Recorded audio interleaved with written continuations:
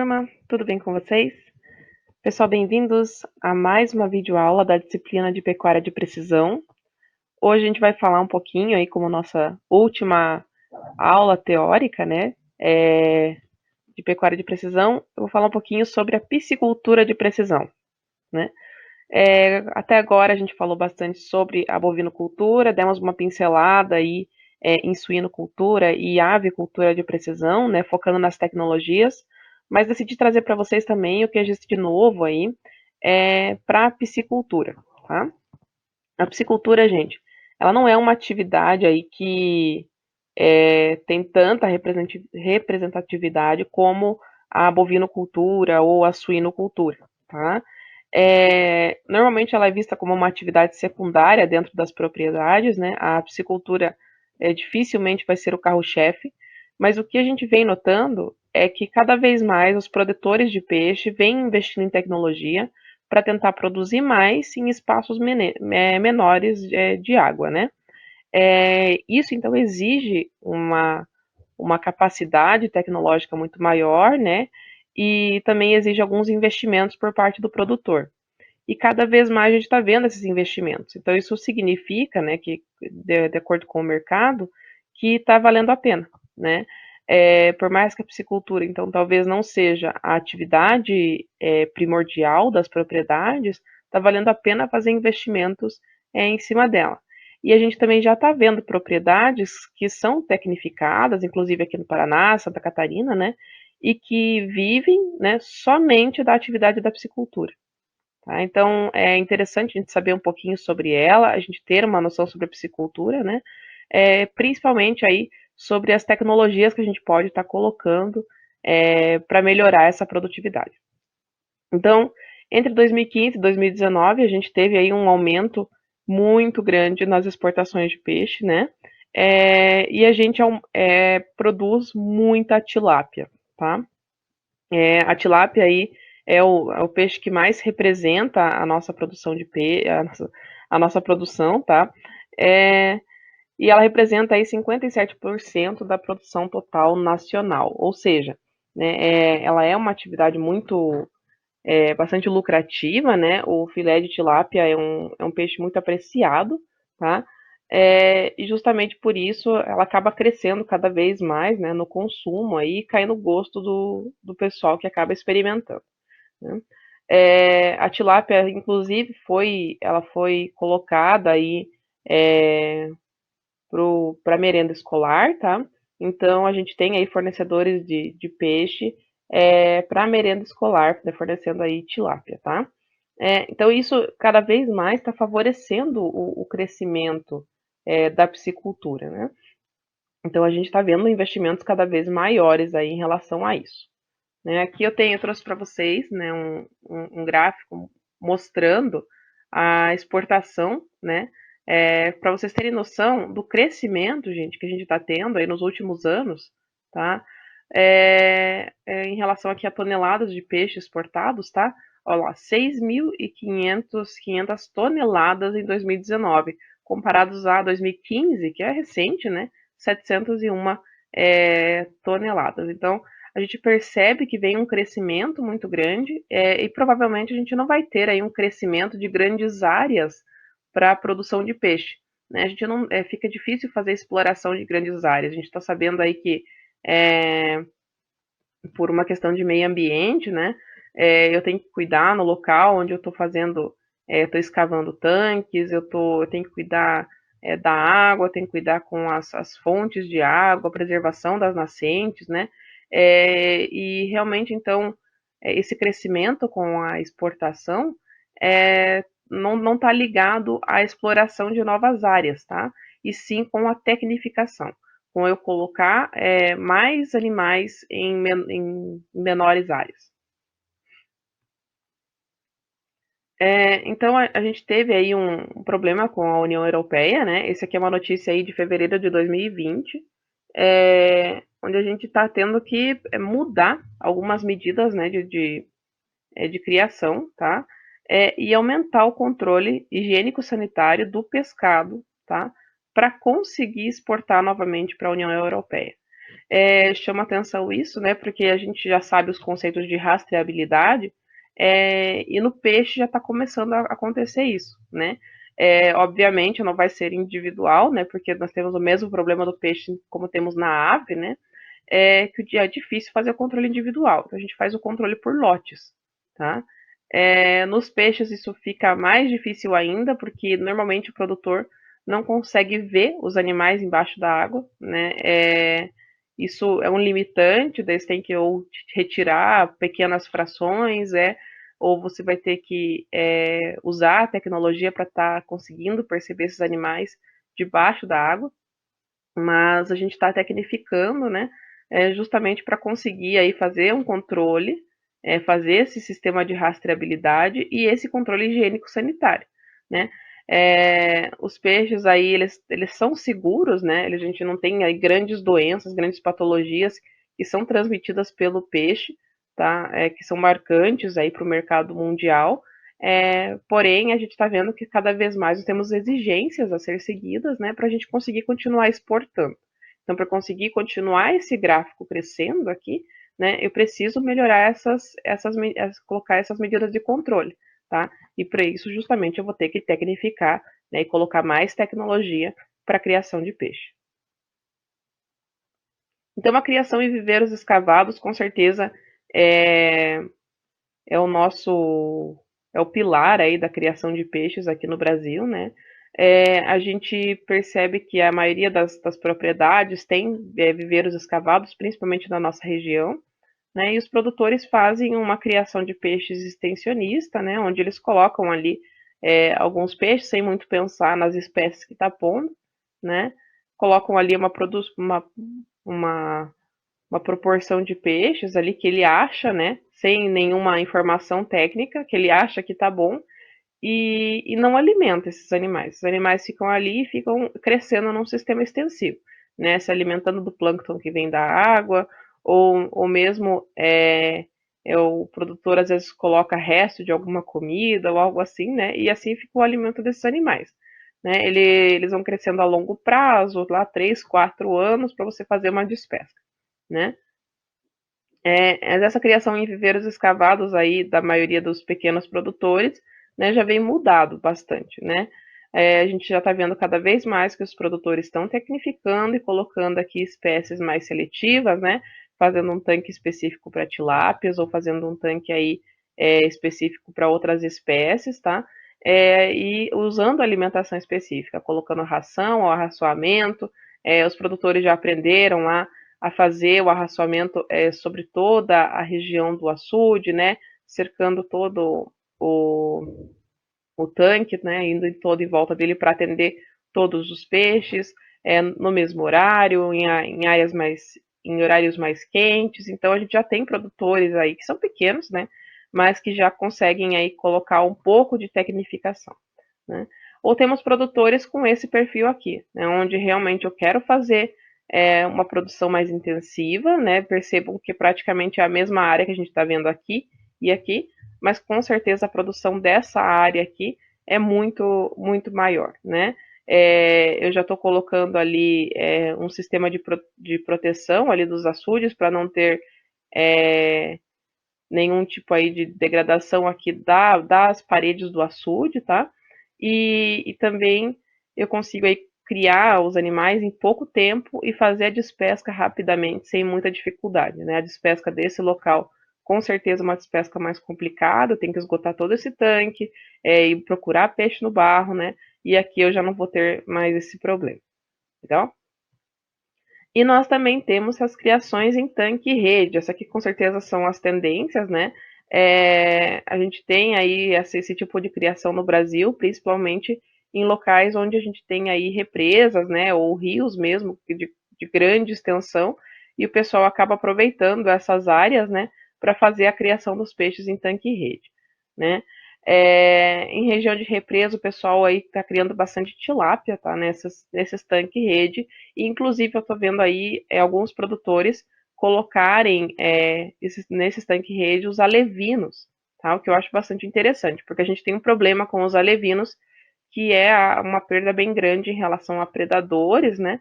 e os tanques rede aí conseguem defender os alevinos desses predadores por um período de tempo, né? Isso é bem bacana. Mas a criação em tanques rede normalmente está focada para tilápia, né? A gente faz a criação de tilápia dessa forma aqui, né? E a gente tem várias formas de colocar esses tanques rede, né? Existem esses aqui mais bonitinhos, né? Esses tanques aí que são específicos, mas o pessoal às vezes faz alguns modelos meio caseiros de tanque rede. Não importa, né? O que a gente precisa é realmente proteger os animais para que eles não saiam, né? Eles não consigam sair aqui do tanque rede, eles têm que ter acesso à superfície da água, né?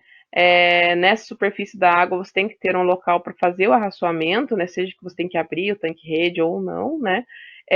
Esse tanque também protege para que venham pássaros comer a ração, tá? Isso é bem legal. E ainda a gente consegue, aí tem locais desse tanque rede onde a gente fica com a ração retida, né, nas bordas aqui para retirar o excesso de ração, para que justamente ela não fique poluindo a água, né? Isso é bastante interessante. A criação em tanque rede aqui no Paraná, em Santa Catarina, eu confesso que eu nunca vi muitas vezes, elas são mais comuns aí para a região do centro-oeste, né? Mas quem sabe a gente já logo esteja vendo esse tipo de tecnologia ou esse tipo de tecnificação na nossa rotina da piscicultura. Uma outra forma, pessoal, de fazer a criação desses animais é em tanques elevados, tá? Eu vou colocar ali um trecho de um vídeo para vocês darem uma olhada como é que funciona essa criação em tanques elevados, tá? Ela é, obviamente, uma criação um pouco mais custosa, mas pode ser aí interessante para quem não quer fazer, não quer escavar áreas para criação de peixes, né? É, nesse vídeo que eu vou deixar para vocês, eles fazem a criação intensiva de tilápias, tá? E ali ela está fazendo arraçoamento, né? Está colocando a ração e por isso as tilápias sobem, tá? Para conseguir se alimentar, ok? Então eu vou deixar aí um trechinho do vídeo, espero que vocês gostem. Fala pessoal, essa é a Dai, ela que cuida aqui dos 8 tanques de engorda elevados aqui da Brasil Pisces. Esse projetinho aqui que já tem bem mais de 1 ano e meio. Estamos com sistema de troca controlada, com lotação de 4 toneladas em cada tanque desse de engorda que vocês estão vendo, com um pouquinho menos de 100 mil litros. Esses tanques eles foram feitos sob medida para caber aqui na estrutura que seria uma futura estufa. Hoje os peixes estão comendo um pouco menos, que aqui é inverno, Mato Grosso do Sul. A temperatura da água está em 19 graus, né, Dai? Está em 19 graus. É um dia bem gelado. Só que a gente não monta a estufa aqui. A gente decidiu por não montar a estufa, por conta que o inverno deles é bem rigoroso, só que ele é bem curto. Então o custo-benefício do investimento para uma estufa seria bem baixo. Hoje, nosso maior desafio está sendo, igual vocês estão vendo aqui em cima do tanque, a queda de folhas no projeto. Então a gente está com um pouquinho de nitrito na água. Então a gente já está desenvolvendo uma bomba de sucção de folhas para o fundo. Aqui o peixe já faz de terminação.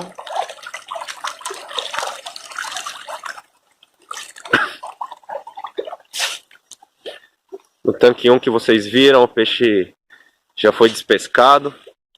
Eles estão mais novos, esses aqui são os peixes mais velhos.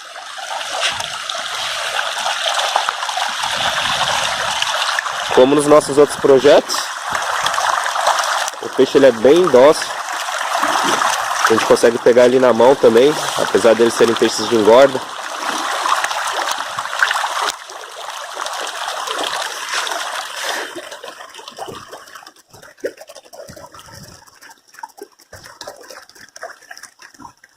pegar uns peixes aqui para vocês verem.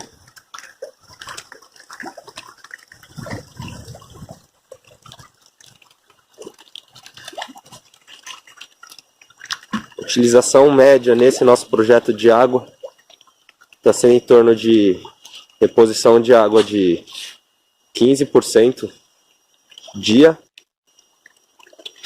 Nosso projeto aqui que a Dai cuida está contando aí com 8 tanques já instalados aí há um tempinho de engorda, mais 4 para serem montados. 3 tanques impermeabilizados escavados para produção de juvenis, com mais 2 sendo escavados para produção de pintado. 24 tanques dentro da estufa. Essa estufa aqui ela acabou sendo danificada nesse inverno aqui por conta do vento. Então 24 tanques de 5.500 litros estufado para produção de juvenil. Um laboratório para produção de alevinos. Tá? A nossa lotação nos tanques elevados, eles estão em torno de 40 a 45 quilos por metro cúbico.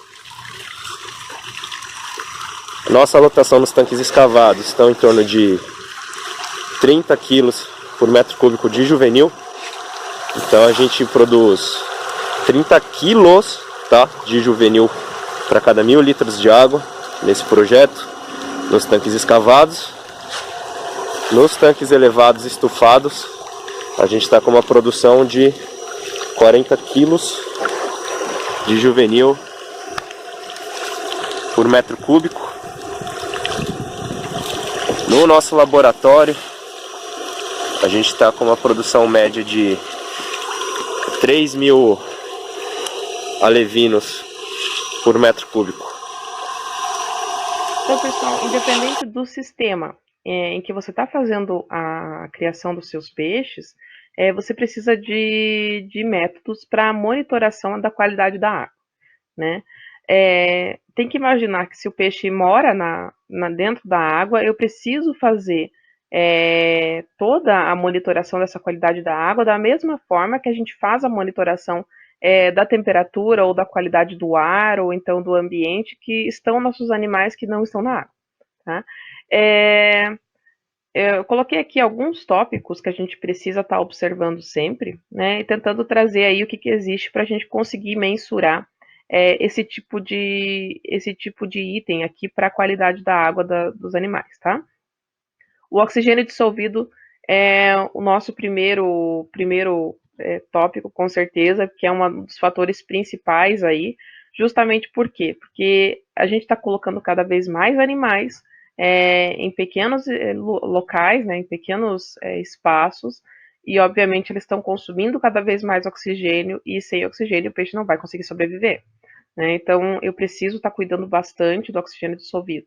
A temperatura é muito importante, principalmente para a criação de tilápias, tá? Regiões muito frias, fica bastante complicado de fazer a criação de tilápias, o que limita talvez um pouco essa nossa região aqui, apesar de que o Paraná é o maior produtor de tilápias do Brasil, tá? Só que o que a gente vê aqui na nossa região, né, União da Vitória, Porto União, onde está bem frio, e agora está frio, né, fica mais complicado de fazer essa criação. É impossível? Não. O que a gente faz é a retirada dos animais, né, antes de vir o período de frio. Né? A gente consegue fazer a criação de tilápias aí em poucos meses, em 8 meses, aí 9 meses no máximo, né, para fazer a extração desse peixe, para colocar ele desde alevino até a fase adulta, então, em um curto período de tempo, eu consiga fazer esse filé pronto já. Legal? Temperatura, né? Então, o pH da água deve ser monitorado, né? Esse aqui já é uma informação que os produtores já estão sabendo, justamente porque a gente está vendo produtores colocando cal no tanque, né? Antes de colocar a água. Isso serve aí como um tampão, né? E aí o monitoramento do pH. O pH também é muito importante porque ele vai indicar para nós a presença de amônia né, ou a presença aí de resíduos de peixe mesmo, ou mesmo de ração, né, que podem ser tóxicos para o nosso animal. A transparência da água é bastante importante, né, justamente porque eu preciso de uma certa transparência para que a luz do sol consiga entrar na água, né, e os micro-organismos que estão presentes na água consigam fazer a fotossíntese, né, e por consequência está crescendo e também colocando mais oxigênio na água, ok? Então, pessoal, aqui eu tenho um esquema para vocês da onde seriam localizados, né, os principais pontos para análise da água, ok?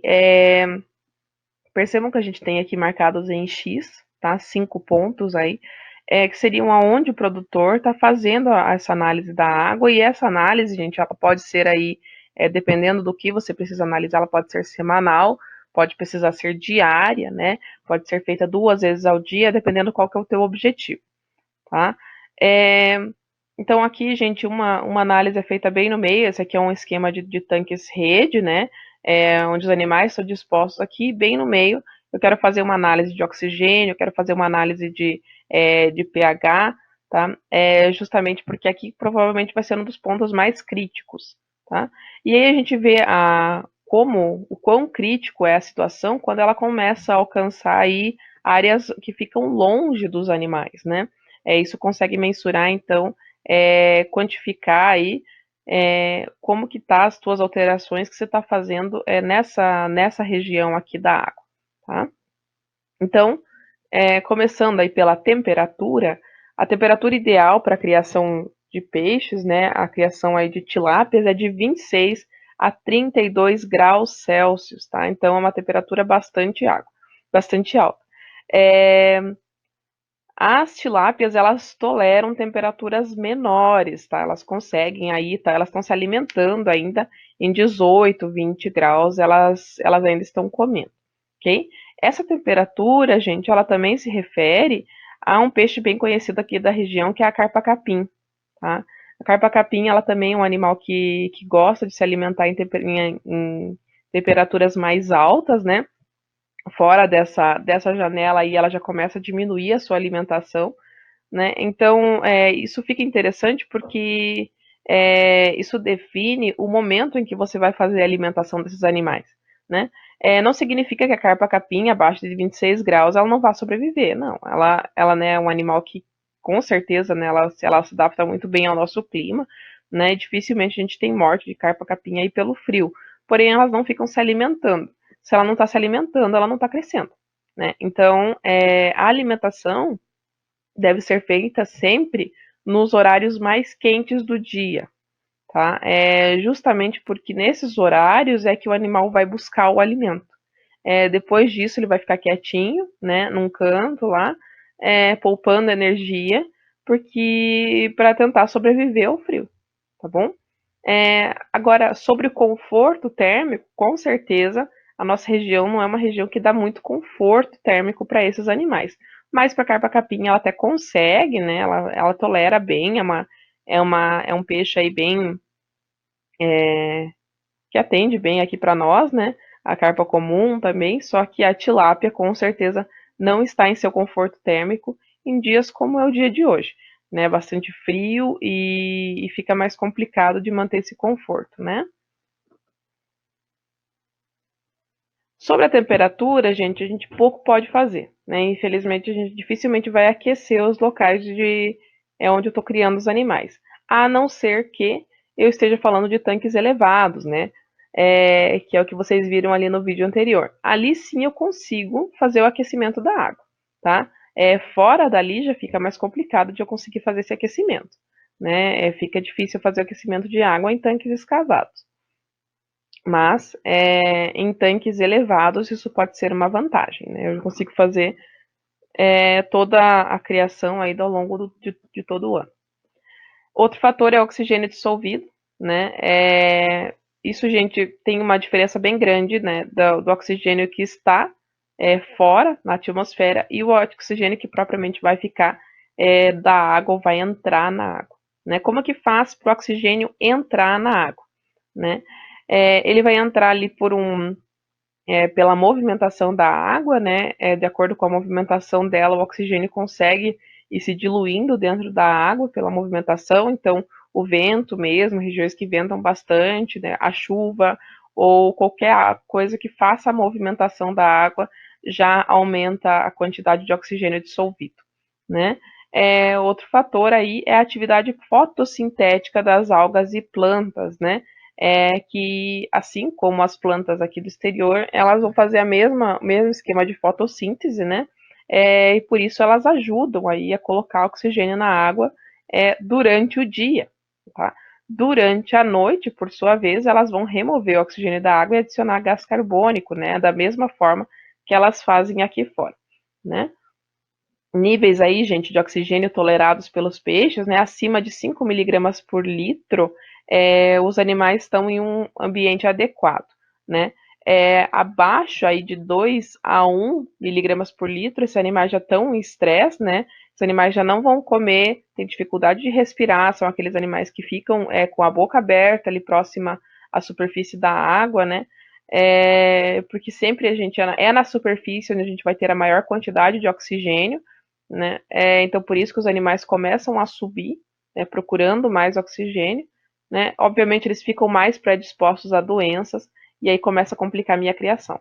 Então, o oxigênio é muito importante que ele seja colocado 5 miligramas por litro ou acima, né? Ou pelo menos acima de 3 miligramas por litro, porque a partir de 3 miligramas por litro, a gente já tem uma redução do apetite, já tem redução do crescimento, e por consequência, o prejuízo, né?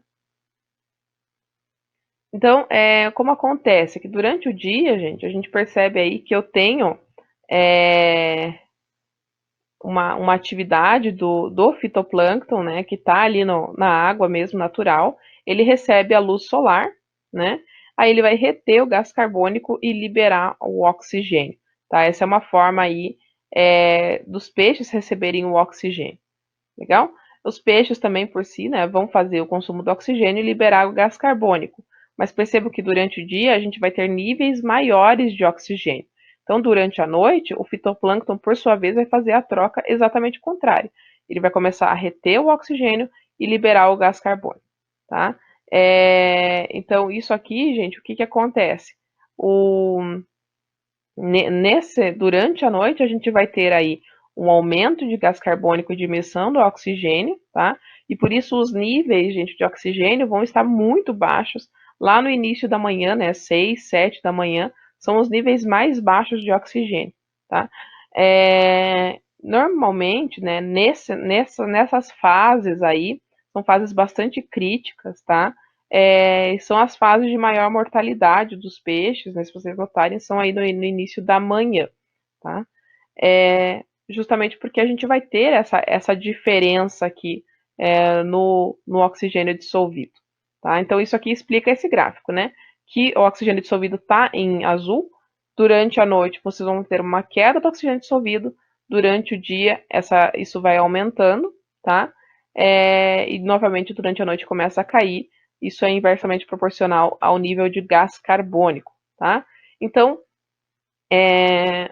como é que vocês podem medir esse oxigênio dissolvido? Né? A gente tem os oxímetros são tecnologias aí bastante comuns na rotina da piscicultura, né? Para medir a quantidade de oxigênio dissolvido. Né? E como eu falei, não pode medir numa única área do tanque, né? Você tem que ir em vários locais aí possíveis, né? Para conseguir fazer essa mensuração e observar sempre. Os níveis da manhã são os níveis mais críticos, então é o horário que você tem que medir o oxigênio, né? Para você ter noção se esses animais não estão chegando a níveis tão críticos a ponto de afetar o seu crescimento ou a ponto de predispor eles a doenças, tá bom? Professora, mas eu estou tendo problemas, então, com a oximetria. Nós estamos tendo níveis de oxigênio muito baixos, né? Aí você tem que ver a densidade que tá esses teus animais, se esse teu tanque não tem muitos animais, né? Estão muito concentrados, e se estiver, talvez seja interessante a aquisição de aeradores, tá? Eu vou mostrar aí também alguns esquemas de aeradores para vocês, tá? Eu tenho aí um esquema de aeradores de superfície, né, que conseguem fazer a circulação da água aqui na superfície, e eu tenho também um aerador, ele trouxe uma para vocês, onde ele coloca o ar que está fora lá no fundo, tá, do tanque. Ele joga o ar para o fundo do tanque, fazendo uma aeração que vai do fundo para a superfície.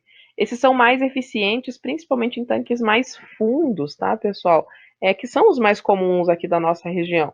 Esses tanques fundos, então, a gente consegue suprir eles, né, colocando esses aeradores. E é bastante interessante você saber os momentos mais críticos para você saber o momento de ligar o aerador. Não adianta ligar o aerador lá no final do dia, onde a gente tem aí uma grande quantidade de oxigênio. Não, eu tenho que ligar o aerador ou durante a noite ou pelo menos nas primeiras horas da manhã, para que eu consiga repor esse oxigênio rapidamente e esse animal continue crescendo, né, continue se alimentando normalmente. Legal? Então, vou deixar aí para vocês o vídeo para vocês darem uma olhadinha. Aerador de pás Trevisan. O aerador superficial modelo palhetas triangulares é do tipo flutuante e possui pás posicionadas em forma de helicoide. Utilizado em tanques para aeração, foi desenvolvido para prover a alta taxa de transferência de oxigênio com uma efetiva mistura de toda a lâmina líquida, garantindo uma equalização de temperatura da água e eliminando gases nocivos. O aerador pode ser utilizado para cultivo de peixes e camarões. Com dois modelos disponíveis, modelo 2CV trifásico ou monofásico e modelo 1CV trifásico ou monofásico. Pensando na durabilidade e rentabilidade de nossos clientes, a Trevisan desenvolveu as pás e cubos em nylon injetado, com proteção UVA e UVB, que proporcionam alta durabilidade. Todas as peças são individuais e podem ser substituídas de forma fácil pelo próprio cliente, proporcionando manutenção de baixo custo. Já boias, mancal, protetor do motor e travessas são fabricadas em polietileno rotomoldado, um material que é resistente à fixação de sujeiras e moluscos com proteção UVA e UVB. Vale destacar que o mancal é encaixado na boia com bucha de borracha autolubrificante, sem a necessidade de uso de parafusos. E ainda, para aumentar a durabilidade do aerador, eixo e parafusos são de aço inoxidável. O motor é o modelo IP55, que é desenvolvido especialmente para a Trevisan. Por estar exposto ao tempo e à água, é todo blindado, proporcionando menor risco de queima por águas, sujeira e insetos. O aerador de pás pode ter uma autonomia de 9 a 13 mil quilos por aerador, dependendo de condições como tamanho do açude e temperatura da água. Ficou interessado? Entre em contato conosco e entenda um pouco mais sobre o aerador de pás Trevisan, fabricado pensando em maior resultado para o nosso cliente.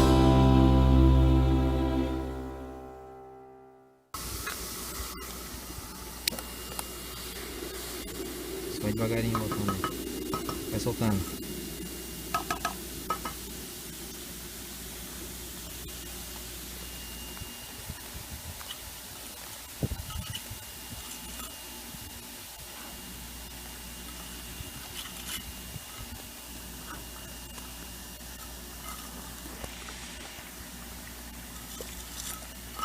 Porque aí, Mike, a gente bota uns por 6 meses, 5 quilos, aí a gente vê qual melhor, né?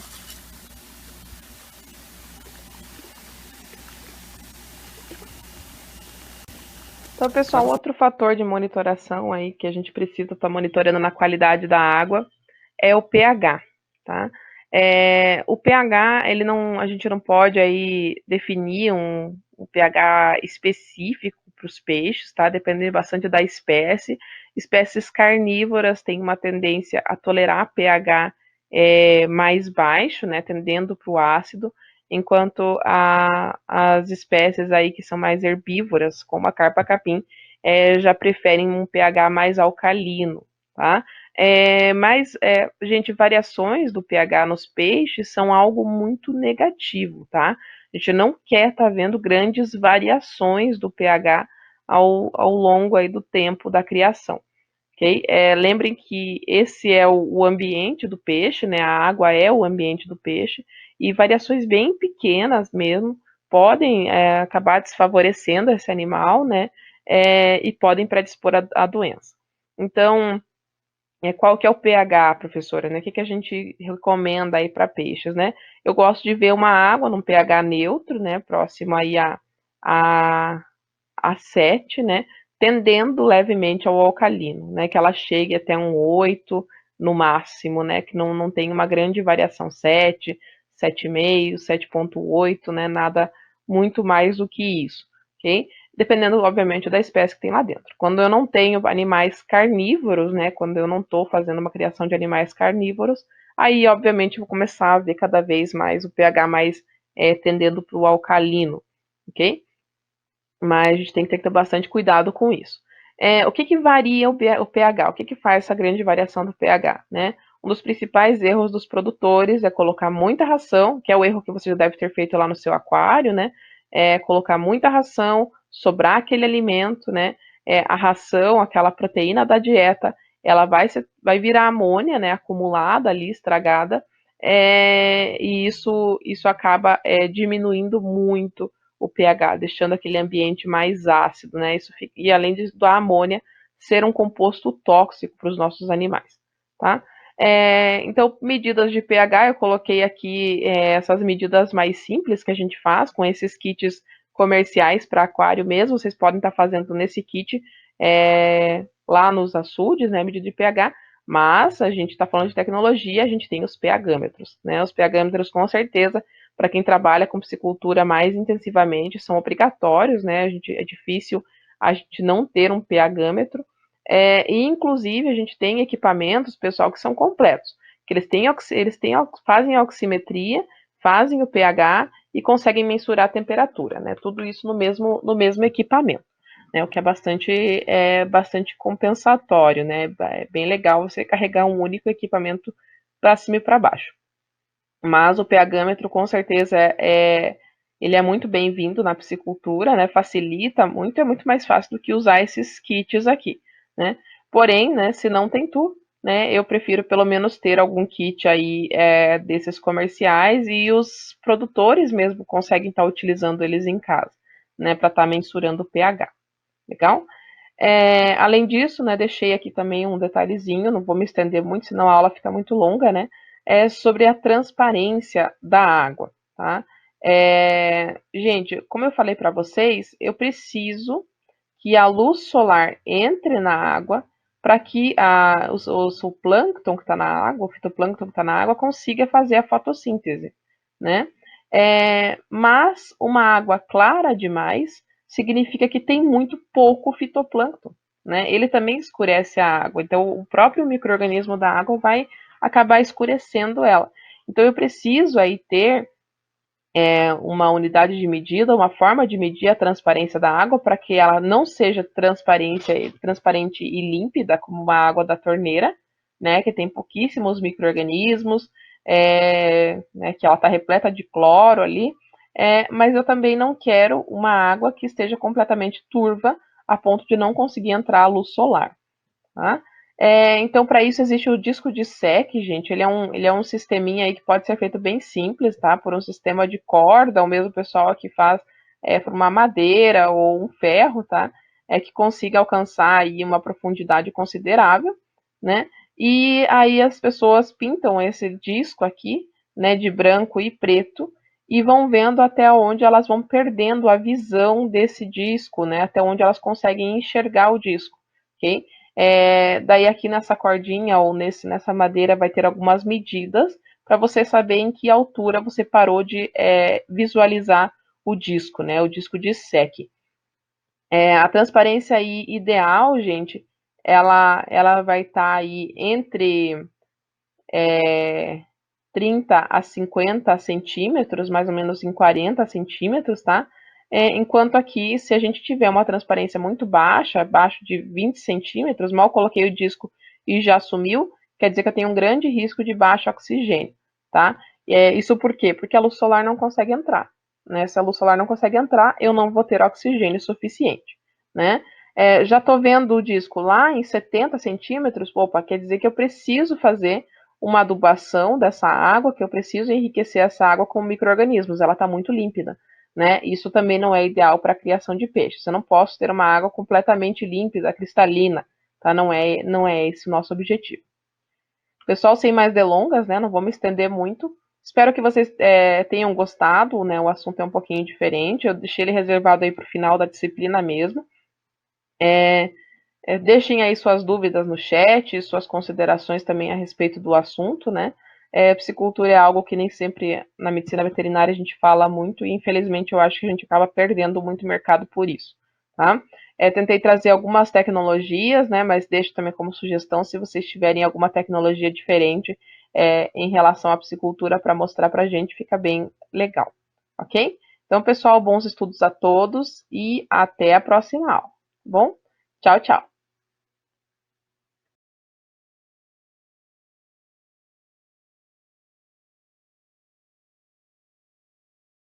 A produção de tilápia cresceu 12% no ano passado. O desafio agora é conquistar o mercado interno, já que grande parte do peixe consumido no país ainda vem de fora. Na linha inicial da cadeia produtiva está o investimento em genética para produzir mais carne com maior qualidade e também em menor espaço.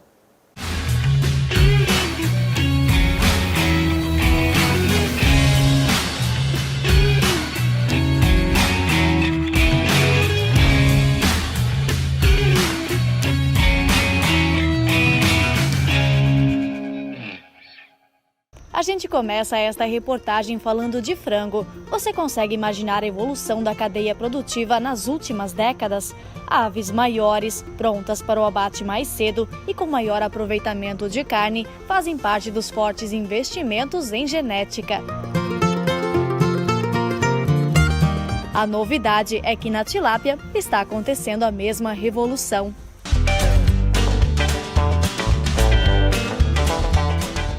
Estamos em Paranaíba, Mato Grosso do Sul. Esta empresa de piscicultura é um dos celeiros desta nova tecnologia. Já são 25 anos de história na produção de alevinos, mas há 2 anos, 75% da empresa foi vendida para uma multinacional que tem foco no melhoramento genético. Eles são líder mundial na genética de frango, peru, salmão e produção de ovos, com até 60% do mercado mundial dessas espécies. E eles resolveram entrar agora em tilápia. Eles estão usando a mesma tecnologia de melhoramento genético que se tinha no frango, que é o que tem de mais moderno, estão usando essa mesma tecnologia na tilápia. Os investimentos são milionários. O engenheiro agrônomo empresário conta que, assim como no frango, os marcadores genéticos da tilápia estão sendo pesquisados.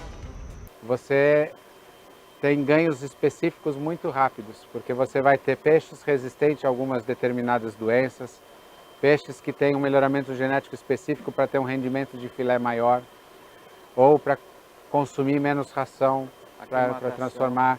Então, a questão de clima, resistência a calor, resistência a frio, você vai ter daqui a algum tempo um cardápio de genética a ser oferecido para o produtor rural.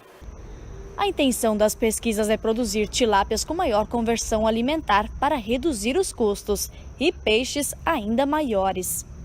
Hoje o rendimento de filé é na faixa aí de 33%, 34% nos grandes frigoríficos, mas eu vejo que com o melhoramento genético do jeito que ele está sendo feito agora, com marcadores genéticos e com toda a tecnologia que era utilizada em frango sendo utilizada agora em tilápia, eu vejo no futuro rendimento de filé acima de 45%, com peixes crescendo talvez em 3, 4 meses. Genética inclusive para peixe talvez ser cultivado no mar, resistentes à salinidade. Eu sempre falo que a gente está saindo da tilápia caipira para a tilápia industrial, que seria a diferença do frango caipira para o frango de indústria. A gente está exatamente nessa mudança de fase agora, então os horizontes no futuro são fantásticos. No ano passado, a produção brasileira de peixes cresceu 4,5% e atingiu 722 mil toneladas. A tilápia responde por mais da metade do mercado, com 400 mil toneladas no ano. Para o futuro da tilápia no Brasil, as empresas estão otimistas. É que hoje cada brasileiro consome em média 10 quilos do peixe, enquanto a média mundial é de 20 quilos. A intenção das empresas e entidades é incentivar o consumo do peixe e desmistificar a ideia de que é caro. Hoje, se nós formos comprarmos um filé de tilápia, tá? Nós vamos pagar aí talvez acima de R$ 28,00 o quilo. Varia de R$ 28 até R$ 50,00 o quilo de tilápia. Mas nós temos que lembrar Um filé de tilápia é 30% de uma tilápia. Você está pagando 100% e levando 30%. Um filé de tilápia é a mesma coisa de você comprar um filé mignon. Ou seja, a mesma coisa de você comprar uma picanha. É um produto nobre. Na cadeia produtiva, a missão também é incentivar. O Brasil é visto como um dos principais países que deverão atender a demanda global por alimentos nas próximas décadas. E o Brasil tem todas as condições para ser o primeiro ou o segundo maior produtor de pescado do mundo. Nós temos água doce abundante, ração e matéria-prima para a ração a mais barata do mundo, temos área disponível e clima favorável. Então, se o governo e as políticas públicas deixarem a gente trabalhar, a atividade vai crescer de uma maneira exponencial e muito rápida.